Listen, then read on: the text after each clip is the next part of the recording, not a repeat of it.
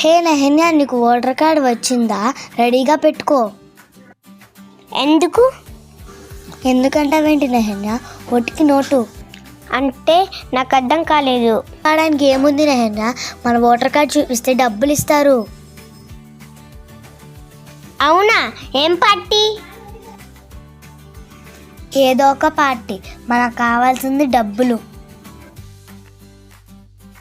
అవునా? ఏ పార్టీకి ఓటేస్తావు? ఎవరు డబ్బులు ఎక్కువ ఇస్తే వాళ్ళకి.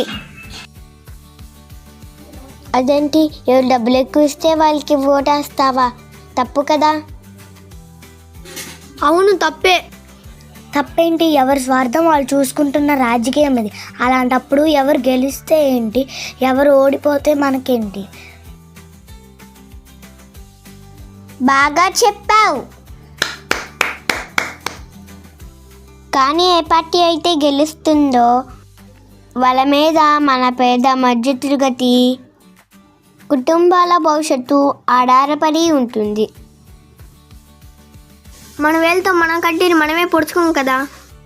డబ్బుల కోసం మరేదో ఇస్తారనే ఆశతో ఓటేస్తే 5 సంవత్సరాలు ఎందుకు ఓటేసామా అని మనమే బాధపడాలి.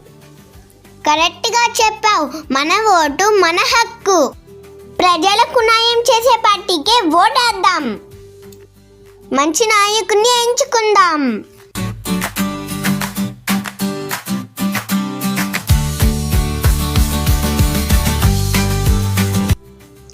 ఓటుకి నోటు వద్దు.